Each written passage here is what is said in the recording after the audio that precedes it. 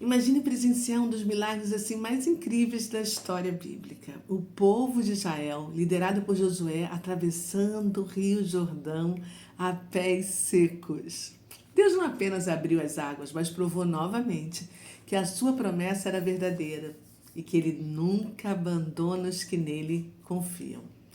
Vamos encarar o terceiro capítulo de Josué para a gente poder conhecer mais sobre essa história. Então, simbora! Deixa o seu like, porque ao final eu vou te lembrar de compartilhar com quem você ama. Então, abra sua Bíblia e vamos começar a leitura diária. E hoje nós vamos ler nessa Bíblia judaica, olha, completa, que foi traduzida por ninguém menos do que um judeu messiânico que morava nos Estados Unidos. O nome dele é Davi H. Stern.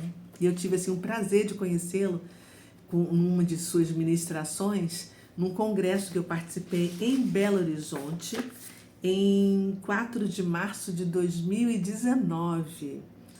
E foi o 14º congresso do Heart Sion. E aí eu comprei essa Bíblia lá depois da ministração dele, né? Então vamos lá. Vamos ler aqui agora o capítulo 3 de Josué. Preparados? Bom, Josué, levantou-se bem cedo e eles deixaram Sitim e vieram ao Iarden, que é Jordão. Ele e todo o povo de Israel. Eles acamparam ali antes de cruzarem o rio. Depois de 3 dias, os oficiais circularam por entre o acampamento e deram esta ordem ao povo: quando vocês virem a arca da aliança de Adonai, do Senhor, seu Deus, e os Coanim, os sacerdotes, os quais são Ivim, levitas, carregando-a, devem abandonar suas posições e segui-la. Entretanto, mantenham a distância de cerca de 900 metros entre vocês e ela. Não se aproximem mais que isso, então vocês entenderão qual o caminho a seguir, pois nunca foram por este caminho antes. Josué, disse ao povo: consagrem a si mesmos, pois amanhã Adonai está para fazer maravilhas no meio de vocês. Então Josué, disse aos Coanim, aos sacerdotes: tomem a arca da aliança e prossigam adiante do povo. Eles tomaram a arca da aliança e foram adiante do povo. Adonai disse a Yoshua, o Senhor disse a Josué: a partir de hoje eu o tornarei grande aos olhos de todo Israel, de maneira que todos saberão que da mesma forma que estive com Moisés, eu serei com você. Agora você deve comandar os Coanim, os sacerdotes, para carregar a arca da aliança, dando-lhes a seguinte ordem: quando vocês chegarem às margens do rio Iarden, do rio Jordão, né, ali devem parar. Josué disse ao povo de Israel: venham aqui e atentem para as palavras de Adonai, seu Deus. Então disse Josué: é assim que vocês saberão que o Deus vivo está aqui com vocês. E sem falhar, ele retirará de diante de vocês o Kenaanim, que são os cananeus, o Iti, que são os heteus, o Ivi, que são os heveus, o Pirizi, que são os ferezeus, o Girgaji, que são os girgazeus, o Emori, que são os amorreus, e o Ivuzi, que são os jebuseus. Uau! A arca da aliança do Senhor de toda a terra irá adiante de vocês, cruzando o Iarden, o Jordão.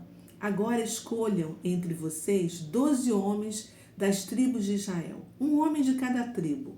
Assim, os Coanim, que são os sacerdotes, carregando a arca de Adonai, do Senhor, de toda a terra, puseram a planta dos seus pés nas águas do Iarden, do Jordão.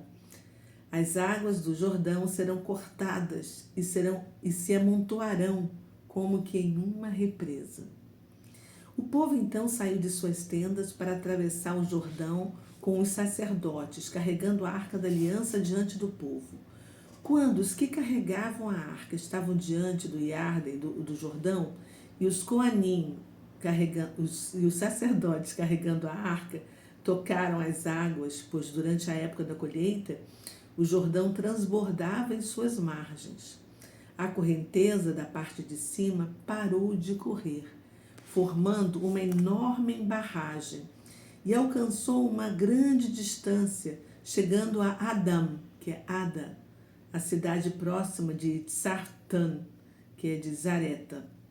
Dessa maneira, as águas que corriam em direção ao mar de Aravá, que é o Mar Morto, foram completamente escoadas, e o povo atravessou o rio, próximo a Jericó. Os Coanim, os sacerdotes, carregando a arca da aliança do Senhor, pararam firmes no solo seco, no meio do Jordão, enquanto todo Israel cruzou o rio em solo seco, até que toda a nação finalmente atravessou o Iarden. Uau, gente, olha. Atravessou o Jordão. Uau! Neste capítulo, nós lemos que Josué estava guiando os israelitas numa jornada de fé, à medida que se aproximavam do Rio Jordão, né? E aí, sob a orientação de Deus, os sacerdotes levavam a Arca da Aliança e entraram no rio que estava assim transbordando devido à época de cheia. E assim que os sacerdotes colocaram o pé na água, o rio milagrosamente parou de correr, criando um caminho seco para o povo atravessar. Esse evento simbolizou assim a potente, né, providência de Deus e presença dele, que sempre cumpre as suas promessas com Israel, afirmando a sua liderança, né, também, e a fé de Josué diante do povo. Ao meu ver, esse capítulo tem assim 3 pontos chaves. O primeiro, a obediência e a liderança ao Eterno de Israel. Simples assim, né? O segundo ponto, a fé como um passo corajoso antes de ver o milagre. Sabe por quê? Hoje em dia, as pessoas são como Tomé, só acreditam vendo. E assim mesmo ainda ficam em cima do muro. Será que vou? Será que não vou? O que eu faço? O que eu deixo de fazer? Tá cansativo isso, gente. Não é verdade? E o terceiro ponto-chave que eu vejo nesse capítulo é que Deus reafirma a sua presença e o seu poder através, simbolicamente, da Arca da Aliança. E aí a gente tem que pensar que lições a gente pode retirar desse capítulo para poder aplicar na nossa vida. Eu te pergunto, será que a sua fé é ativa? Porque o milagre só aconteceu quando o sacerdote deu o primeiro passo dentro do rio, os sacerdotes. Então a lição assim para a vida que a gente tira, confiar em Deus, né? E muitas vezes confiar em Deus exige uma ação antes da gente poder enxergar os resultados. Tipo assim, primeiro tira o passaporte, depois Deus vai te levar para conhecer o mundo. Primeiro estude, pesquise, faça por onde. Depois Deus vai abrir portas para você impactar o mundo com teu conhecimento. Primeiro levante o pé, dê o primeiro passo, como fizeram os sacerdotes. Com toda a sua fé, e aí Deus vai colocar o chão para você pisar, e dar o segundo, e o terceiro, e o quarto, e por aí vai.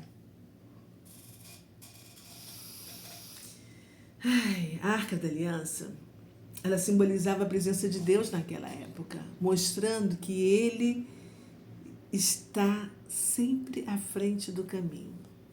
Acredite que a presença dele nos acompanha, sempre. O nosso Deus é o Deus do impossível. Mesmo em momentos de dificuldade, Ele abre passagens onde antes só haviam barreiras. Confie nos planos dele. né? Tá na hora da gente refletir. Vamos embora criar insights? Então vamos lá. Quais têm sido os rios Jordão da sua vida que assim exigem um passo de fé? Pensa, descreva os rios Jordão da sua vida. Anota, é importante. Você tem confiado na liderança de Deus, mesmo quando Ele pede algo que parece ser assim impossível? O Deus do impossível não desistiu de mim. Pensa nisso. Como você pode, simbolicamente, tá? Carregar a Arca da Aliança e lembrar da presença de Deus diariamente.